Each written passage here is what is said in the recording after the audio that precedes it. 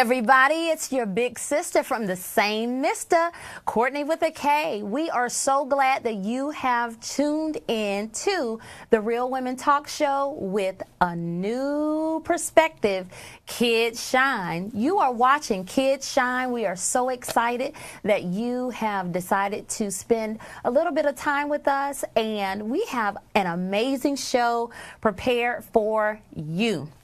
Of course, it's all about Jesus Christ, but we are glad that you have chosen to join us. We have a few guests joining us today, and we're going to let them introduce themselves. But first, we have got to let you meet my co-host with the most, the Deac. Hey, Deac. Hey, how you doing? Hey, my name is Tony Shelley, also known as the Deac, and I'm going to be giving you advice that will enhance your life, all in the name of Christ. All right, now y'all heard it from the Deac. Now, let's meet our guests, our friends.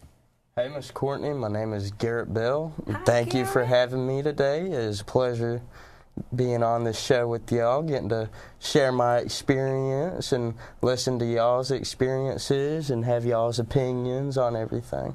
Absolutely. We're so glad that you are here. Oh, yes, ma'am. And Thank you. there's a lovely lady sitting next to you. I think you may know her. We'll let you introduce yourself. Thank you, Kourtney, and thank you, Deac, for having me here today. My name's Renee Switzer. I'm Garrett's mom, and I just want to be able to share the experience that I went through as a parent while my son was going through the things that he was going through that he's going to be talking about today. I want everything that I say to just glorify God and to Amen. minister to Amen. anyone that may be listening that may be going through something similar, so that they know that they're not alone. Not alone. Absolutely. And we need to know that in this day and time that we're not alone. Well, it's a man that's packing a whole lot of punch. And we're going to let him say, hey. Well, hello, Kourtney. Hello, Hi. Deac.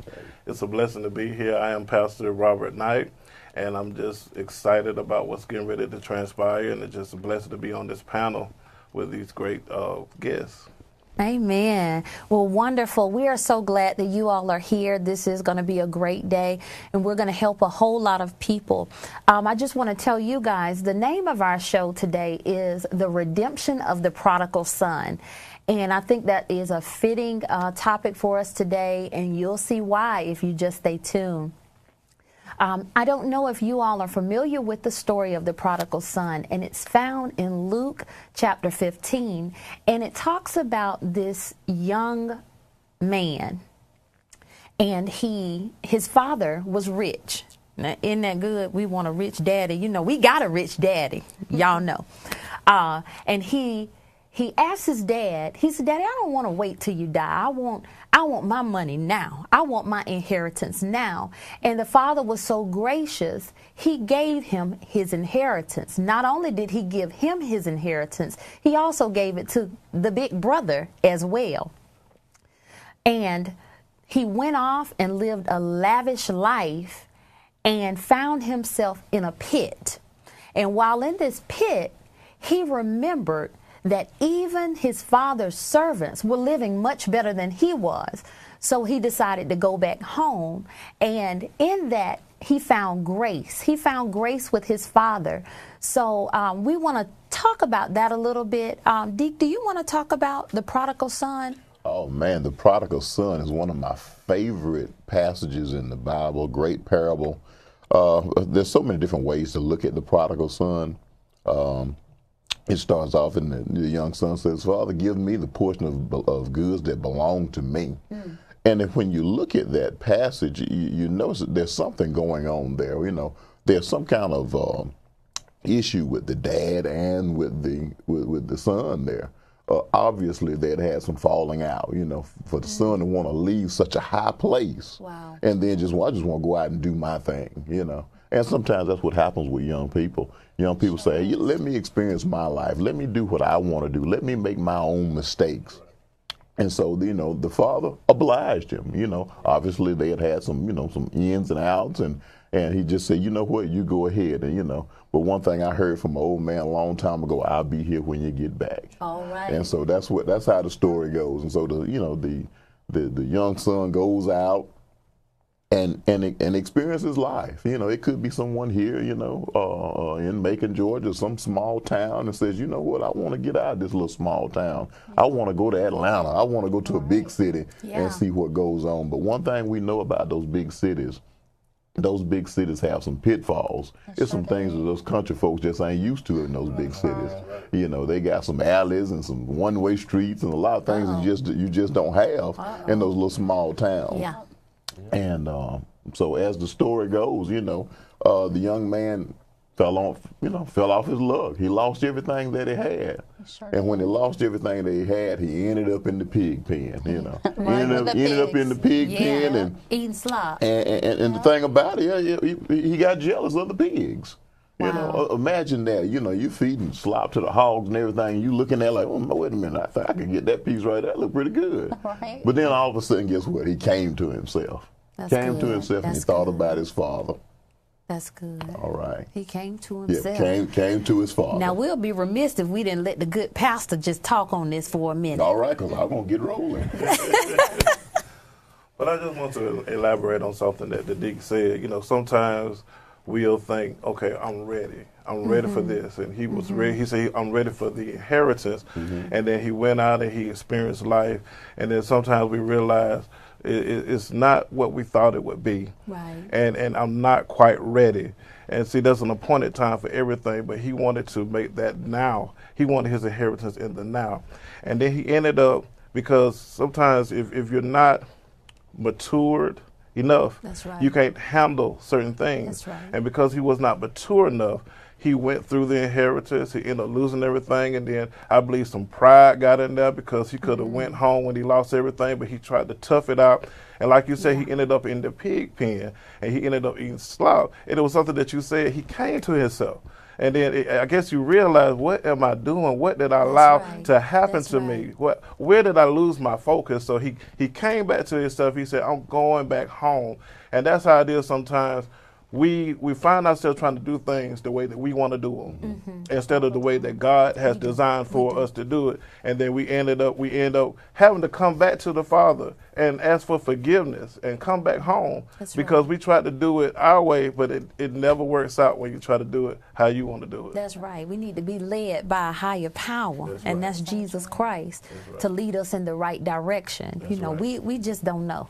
We just don't know it all. And with that story, I want to get into something. We're going to let Garrett help somebody today. You ready to help somebody, Garrett? Yes, ma'am. Yeah.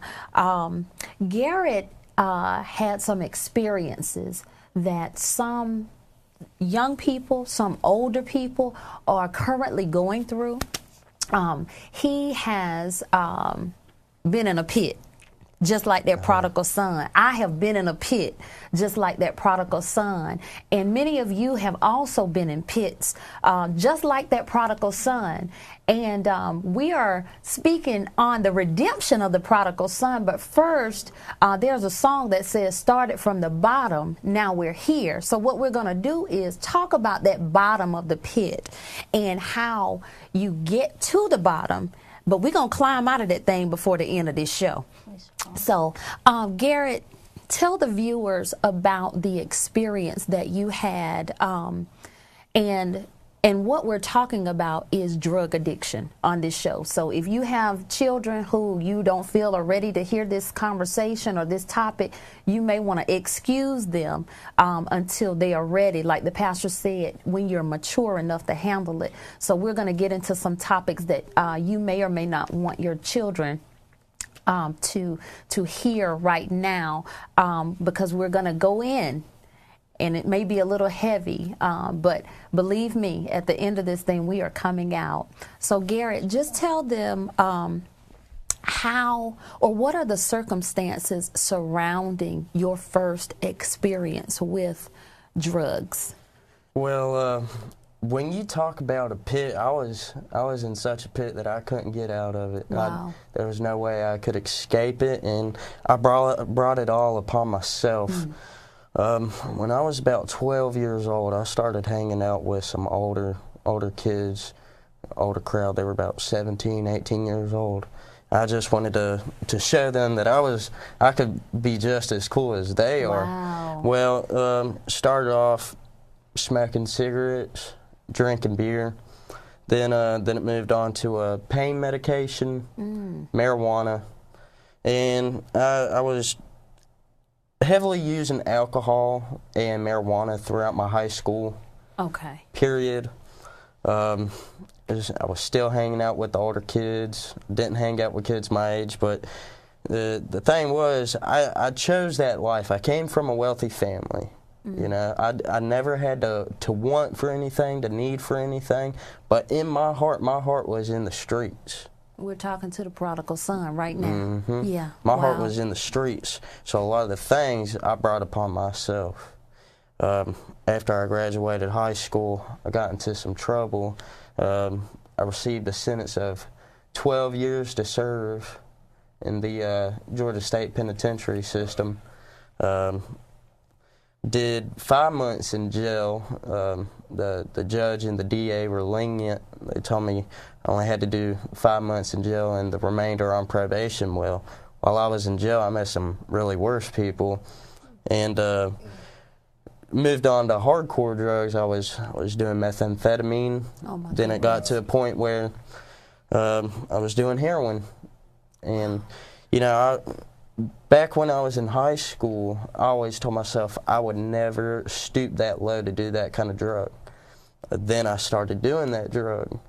Then the moment that I realized everything went downhill is when I had a needle in my arm. Oh my God.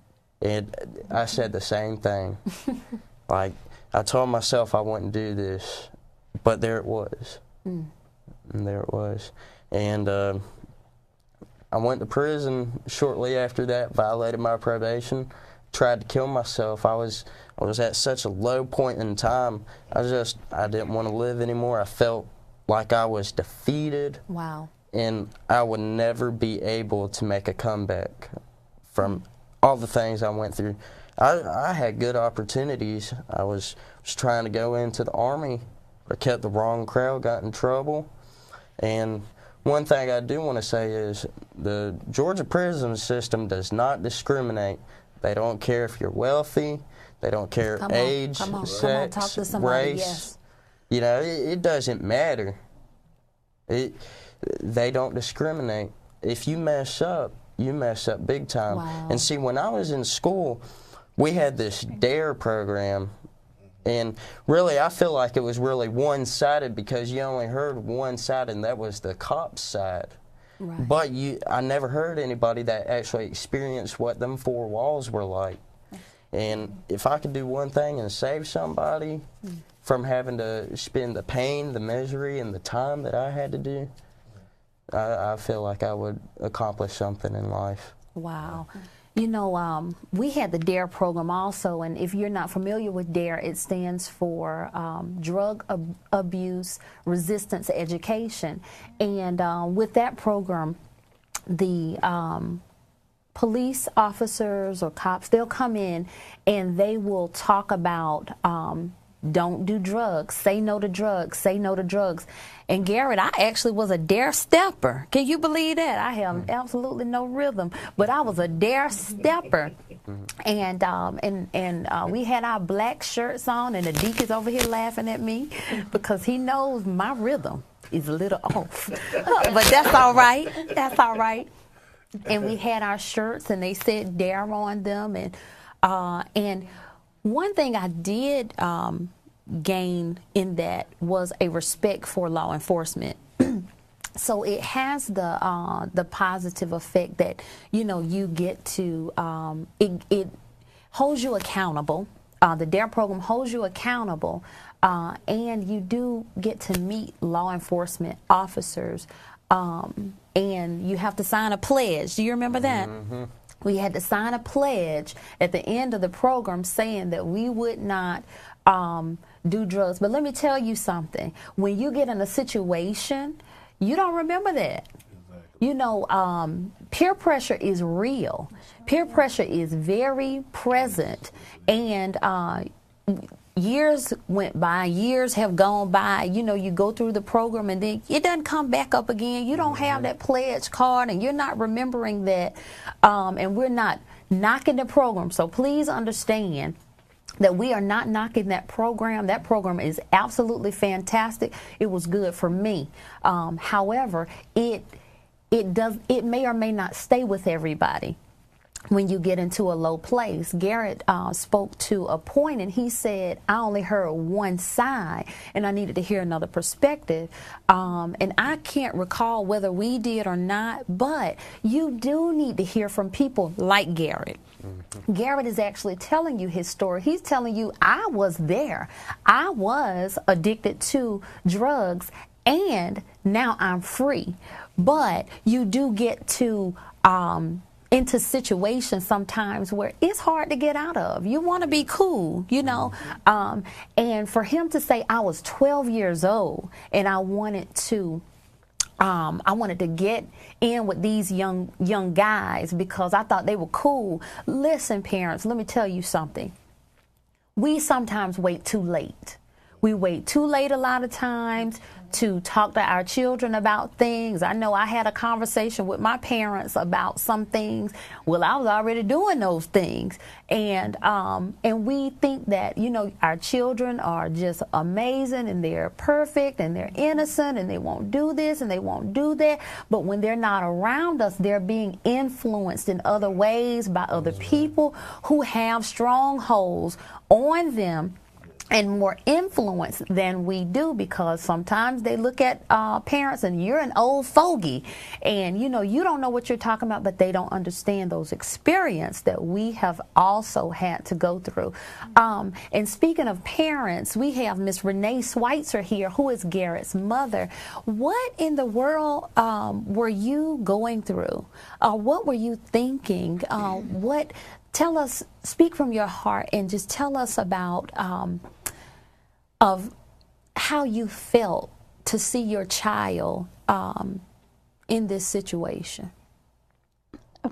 A lot like he did, defeated. As a parent, and especially as a mother, you know, you hear that term mama bear, it's your natural instinct to do everything you can to protect and help your child. Yes. I remember seeing Garrett one day. He was in the bathroom and he was picking, and I just looked at him and I said, Garrett, you're using meth. Wow. And he said, Mom, how do you know? I said, well, I've seen the commercials on TV. He looked just like they look. And I remember he came to me and his stepdad, and he said, you know, he was always honest. He said, I've used all these drugs, but this one I just can't kick. Wow. I need help. Wow.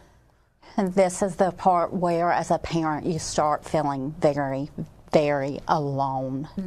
But because I'm going to tell you, the help's not readily available. Wow. My first instinct was to call my insurance company. Well, all they would pay for was a 7-day detox. That's it. That's all they would pay. Somebody that's highly addicted to drugs, that's just not going to do it. Right. So I got on the phone. I remember being at work on my 30-minute lunch break, spending all of that time calling place after place after place, trying to get my son help, and desperately feeling like I also needed help. Wow. I remember calling one place, and the lady told me, she said, it'll be $1,500 a month for treatment for your child. And I remember just crying, and I said, if I was wealthy, I could do that. I said, but I'm not. She said, well, I'm going to send you the paperwork anyway. So my printer was out of ink. And all through this time, I'm going to tell you, I did know where my help came from. Right. My help come from the Lord. I was in prayer. Yeah. People were praying for me. I was praying for my son. And I'm going to show you, I went to the Centerville Public Library to print out the paperwork. and I printed it out. And my heart, I was just in turmoil. So I went up to the counter, I got my paperwork, and the lady said, is that all you needed? And I thought to myself, well, I'll read a book. I was so consumed with this. I'd go to sleep with it, wake up during the night with it. I remember waking up during the night, and when I'd wake up, I'd pray. A lot of anxiety, a lot of stress. So I decided I was going to read the book, but it wasn't about reading a book. But it was about the Lord leading me to a book. All right. I pulled the book, their house, you can see their vine. I pulled that book off the shelf. And in that book was this card, and it says, please open. Thousands of books in that library. And I'm going to tell you, I didn't read that book, but I sure read this card. Wow. I took this card out of that book, and it says, giving is beautiful. If you give, you will receive. Your gift will return to you in full measure, pressed down, shaken together to make room for more, and running over. Luke 6:38. And inside it says, everything will be okay. I promise. Someone who loves you. I'm going to tell you, it didn't necessarily mean everything was going to be okay right that moment, or that day, or next week. But my Lord, who loves me, who loves my son, gave me a message. It's going to be okay. And I'm telling you, the Lord is working in my son's life. Amen. And it is more okay today than it's ever been. And it's going to continue to grow, and he's going to continue to share his story, and he's going to bless people, because I'm telling you, all we hear is the bad part of drugs. That's right. We don't get to hear the overcoming. Amen. And he is overcoming these things. God's going to use him. Amen. He's going to use him. Amen. She's got us over here in tears. Oh, my Lord. She's got the Deac over here crying, and me crying, and Garrett won't look at her because he doesn't want to cry. Let me tell you something. Don't give up on your children. Don't give up. Don't give up. Don't give up. Because there is a light there at the end of the tunnel, and of course the light is Jesus Christ. And you said that God, you went and you looked and you got that book. I sure did. You got that book, not book. a book.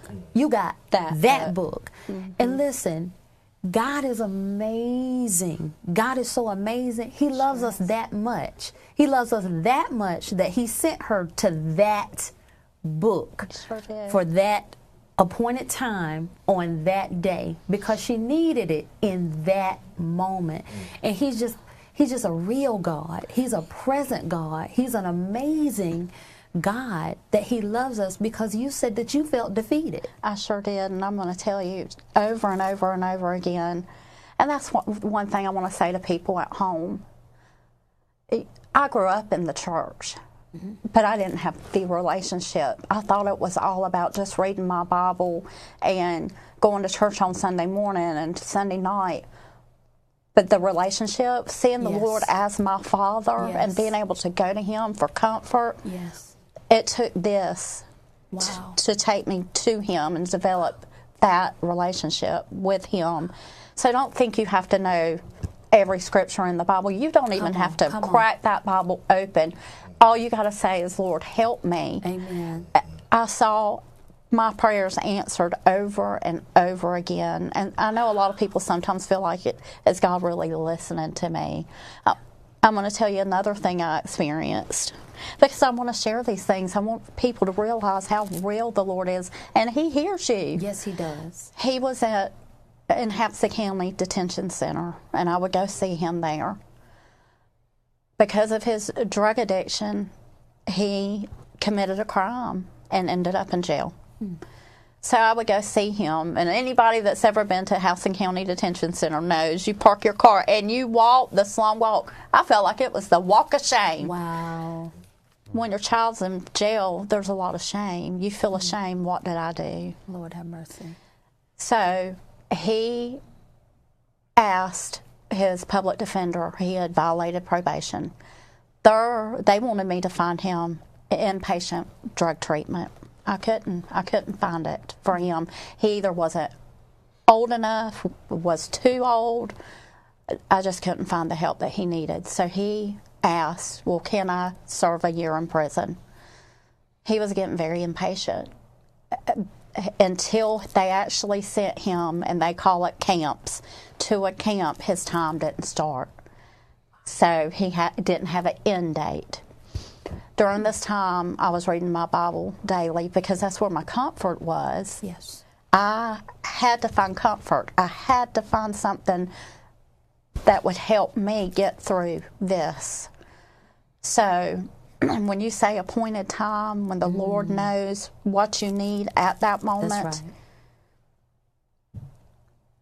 right. They transferred him on a Thursday to prison. Every morning before work, I would get up and read my Bible. I remember I had just got out of the shower. I remember putting my hand on my bathroom door and thinking about my child. And were he 17 at the time? He was young. When I went to prison? Yeah. I was 20. 20. Turned 21 in there. And not a big guy, blonde hair, blue-eyed. I had not really done anything really bad, but he was fixing to go to a place with people who had done really bad things. My Lord. Because they don't house them separately. They're there to go through diagnostics. It's at Jackson Diagnostic Prison in Jackson. Wow. So you can have somebody that's only going to be in prison for a few months with somebody that's sentenced to life. You all, let me tell you, this story is something that you need to hear. This is a story that you need to hear. Don't leave your TV, don't leave Facebook, wherever you're watching from. We're going to get into the prison of it. We're going to get into the prison. We're going to get into the pit with Garrett when we come back. But we are also going to see the sweet surrender as well. So don't you go anywhere. Stay tuned. KidzShine is going to come back. We're going to go to the pit, but we're going to come out of the pit together in just a little while. Thank you. The Real Women Talk Show will be right back.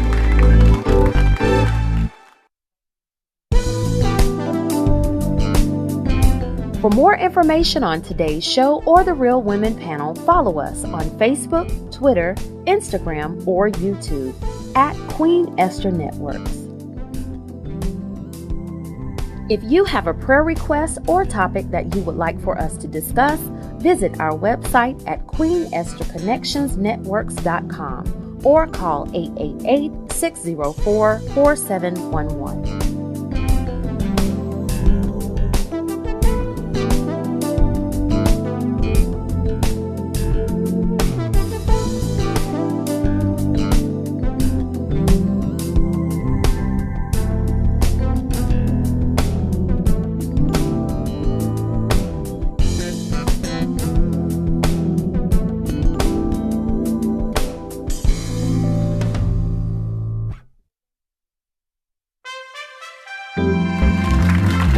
Welcome back to the Real Women Talk Show. Hey everybody, welcome back. It's your girl, Kourtney with a K and the Deac, here with KidzShine on the Real Women Talk Show. We are talking to Garrett. His name is Garrett Bell. He is an amazing young man in his early 20s now. Yes, he said, yes, ma'am. And Garrett, when he was younger, starting from the age 12, experienced some things, got mixed up with the wrong crowd, and started using drugs. But guess what? Today, That is not happening in his life. Today he is free from drugs, and he is totally free because he has Jesus Christ. So we're going to talk a little bit more about that. His mother is here, Miss Renee Switzer, and we also have Pastor Robert E. Knight Jr. And you all, these young people face challenges that we need to know about so that we can help other young people. And Miss Renee, Garrett's mom, was telling us a story, just kind of sharing her heart with us, sharing the moments in the pit. And we referred to the prodigal son. And again, this show is called The Redemption of the Prodigal Son. And we all have been the prodigal son, Deac, right? We have all been in that place. Yeah, we've all been in that place, yeah. And today we're talking about the redemption of this prodigal son.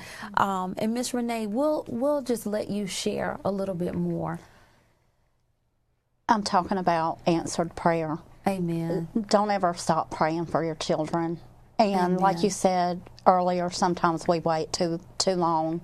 I should have been doing it earlier. I shouldn't have had to. It shouldn't have taken the really bad time to really get me on my knees to the Lord praying for my son. I was unaware that at 12 years old he was using drugs. I didn't know that. So we have to keep our children covered. We sure do. We have to keep our children covered. That next morning after he had been transported to Jackson prison, and I got out of the shower and I had my hand on the door, I prayed. And I used words I don't normally use. But I thought of this blonde-haired, blue-eyed boy. And I was probably picturing the 12-year-old Garrett walking into a prison with hard criminals. And I was trying to think, what would he be seeing? What would he be experiencing? And thinking as a mom, I'd be terrified.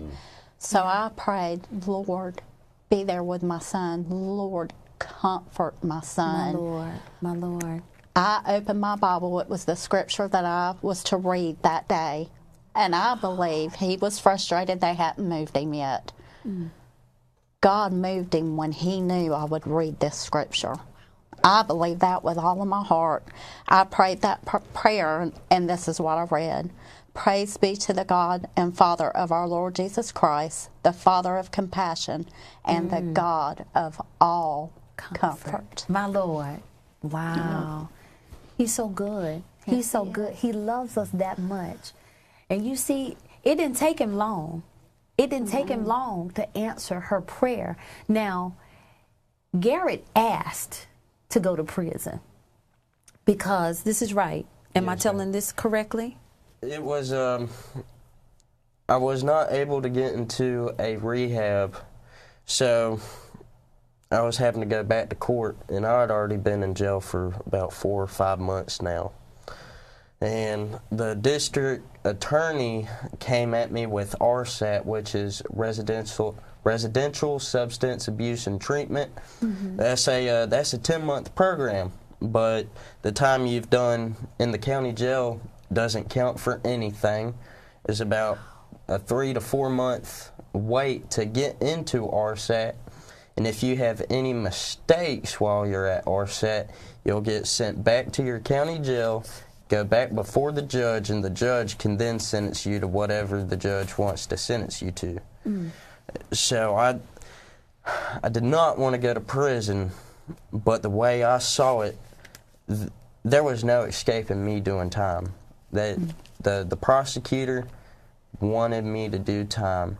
And later on down the road, I recognized that my probation officer was saving me at that time. I didn't see it at that time, but at that time, she was saving me, because the way she told me is if I would have kept going before that judge for stupid things, that judge was going to end up getting tired of it, and they were going to revoke my first offender, and I could serve up to 12 years in prison. That's right. You can't. That's right. You cannot keep a repetitive behavior and then consequences don't come. And that's something that we have to understand, that there are consequences for every single action you know, that we face, or that if we do something good, we get rewarded. If we do something bad, then we get the repercussions of that as well. Now, Garrett actually, in order to receive help, decided that prison was the best option at that time, because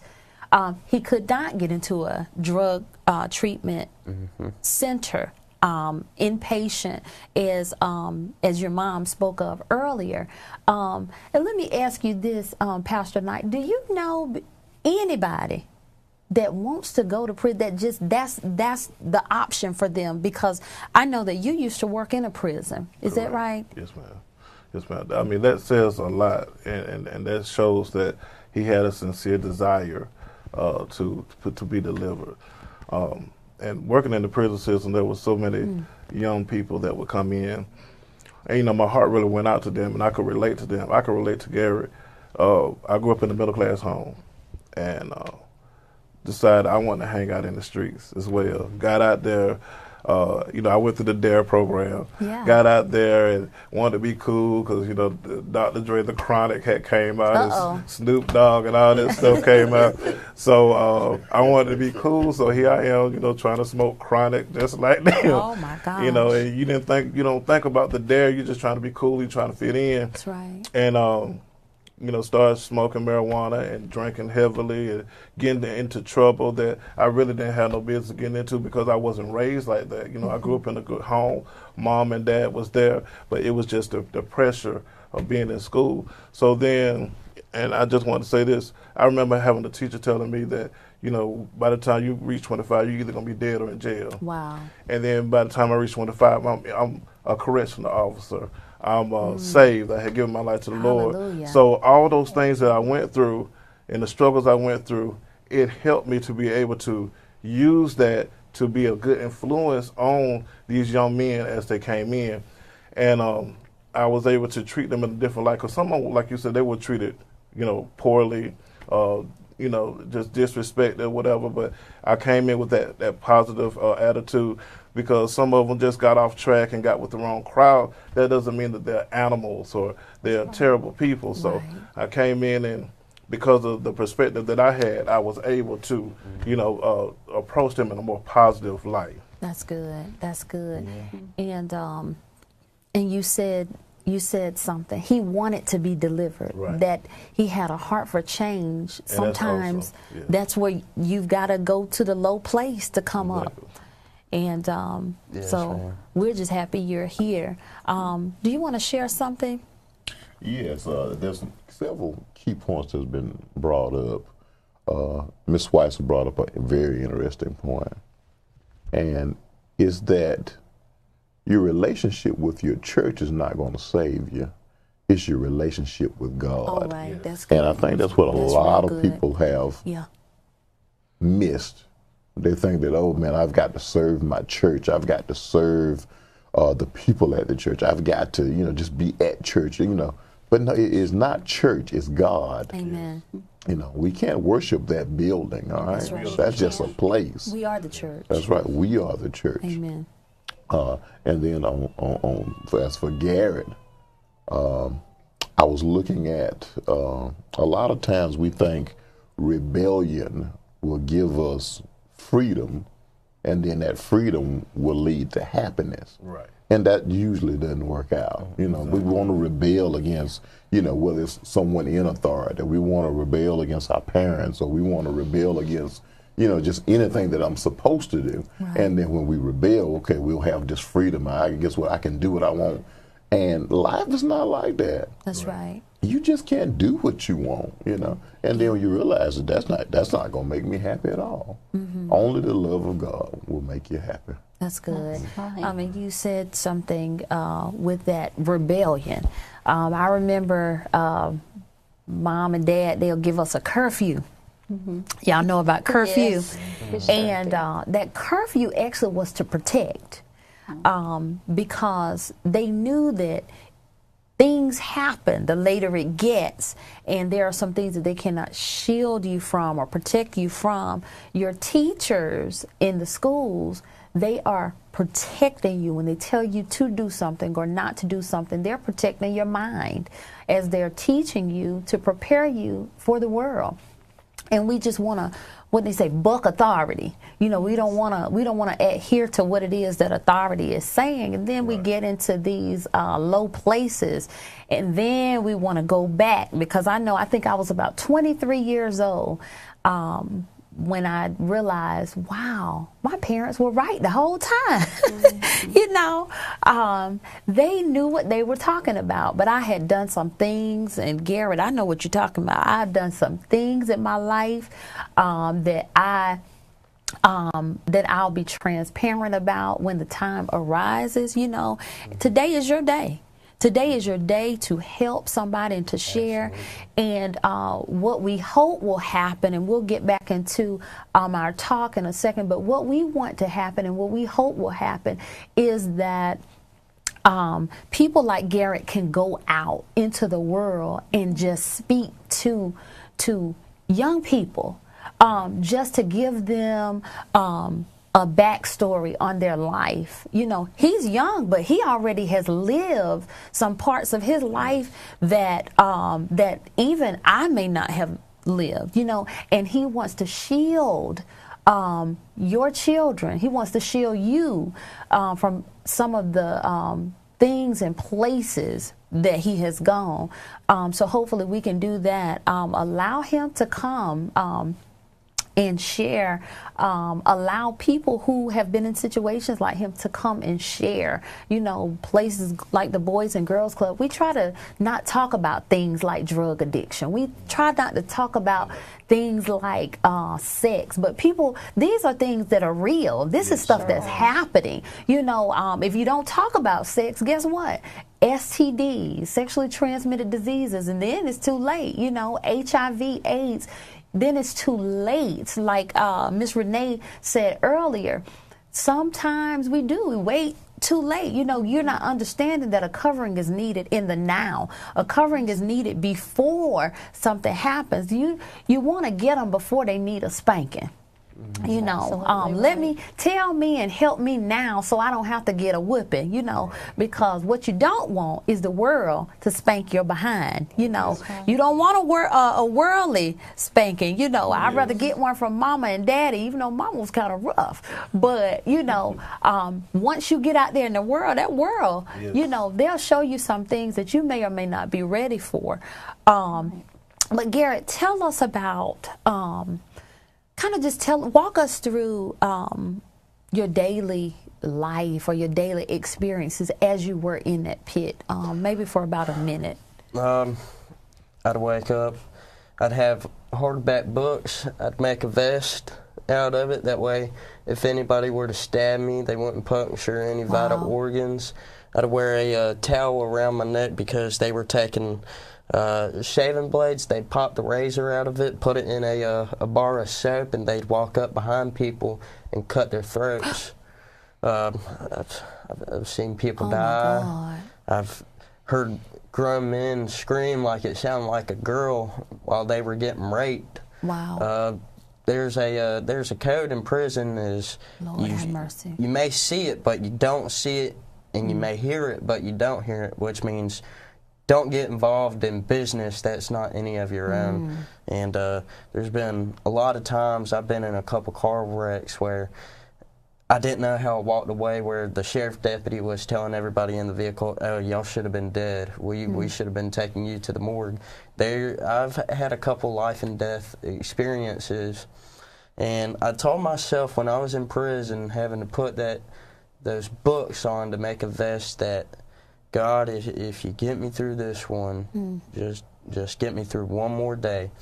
And it wasn't until the day that I got to hold my little girl in my arms, and I was like, all right, God, this is the day. Wow. I thought yesterday was the day, but no, this is the day. Wow. She gave you reason. Yes, ma'am. She gave you a reason to wholeheartedly seek the Lord. As I'm on the first offender, so that means that once I complete my probation, I will not have a record. But it's been so hard having that paper trail follow me, that when I got out of prison, I was still defeated. Any apartment complex I tried to get into, I was denied. I was denied jobs. I felt so defeated for so long, and I was starting to ask God, if I'm going to live this quality of life for the rest of my life, how am I supposed to have a positive outlook on living? When I had my daughter, he answered everything. Wow. He had to give you that gift, that gift of life. And when, yes, ma'am. I guess I'm looking at it as when you had her, it was a rebirth of Garrett. Oh, yes, ma'am. It was a newness. And it may be something else to other people. You know, you don't necessarily have to have a child to do that. You could, you know, you could find a new passion in your life, a new hobby. God is real. If I can make it through the things that I've been through, I know without a shadow of a doubt that He is real. Because there is no way that I could have survived the things that I've been through by myself. No way. Amen. Amen. Thank you, Jesus. Man, Garrett brought up some very interesting points there. And just like that prodigal son, you know, when that prodigal son came to himself, he felt like, you know what, I'm not good enough to go back to my father as his son. Let me just be a hired servant. Yeah. Wow. Imagine how low he had to feel to have that mindset. But then he goes back and here's the thing. Here's the thing about love. And that's that when someone truly loves you, they'll accept you back.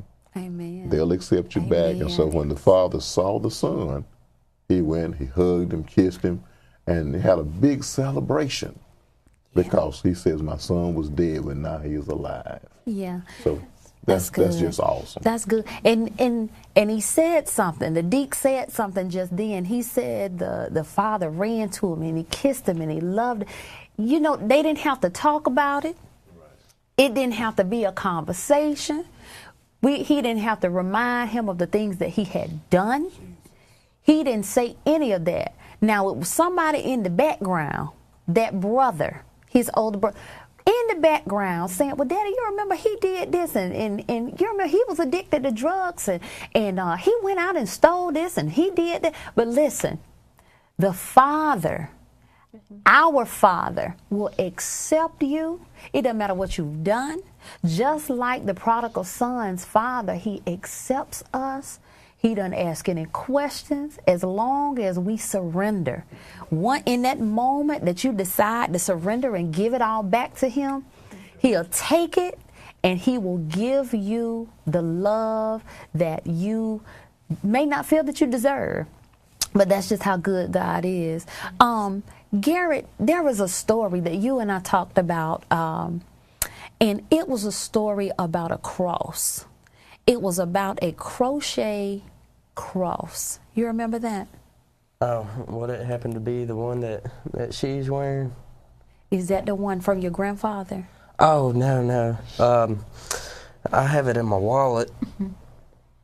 Here, I'll grab it real quick. Amen. I actually almost thought I lost my wallet a couple weeks ago. I was at Lake Tobesofsky, and I had my driver's license, my social security card in there, money. I wasn't worried about any of that. I was just worried about my cross. My grandpa gave it to me, and I felt like if I lost my cross and I lost my grandpa, I would be so devastated. But when I was younger, my grandpa gave me this cross. And I told him at the time I wasn't ready for it. I was going through so much. I wasn't ready to open up my heart. Well, years pass, getting in trouble. I go to prison, I get out. I see my grandpa again. We hug each other, and he gave me my cross back. And ever since he gave me this back, it has been in my wallet. And I take my wallet everywhere with me, and this cross goes everywhere with me. And from what I have noticed, when I was younger, if I'd ever get pulled over at a traffic stop or a roadblock and anything bad ever happened, I never had a cross on me. And I know it's just a material item, and I'm not trying to idolize it, but what that cross means. Amen. Amen. Nothing bad ever happens to me when I have this with me, and it's because the big man upstairs. Amen. Amen. Listen, what he just said was take the cross with you everywhere you go. Yes, exactly. You can lose money, you can lose status, you can lose everything, but if you ever lose the cross, you've lost it all. That's what you just said, and that was just so powerful. What an awesome testament to your grandfather and his love for God and his love for Christ. And we see people, you know, in our lives who may have a relationship and we're just living by their prayers sometimes. But listen, you've got to develop your own relationship. You've got to have your own relationship because, listen, Mama might not be there. She's praying on the sidelines. Daddy's praying on the sidelines. Grandmother and grandfather praying on the sidelines, but you've got to build your own relationship. It's nothing like having your own. Isn't that right, Deac? Exactly right, man. There's nothing.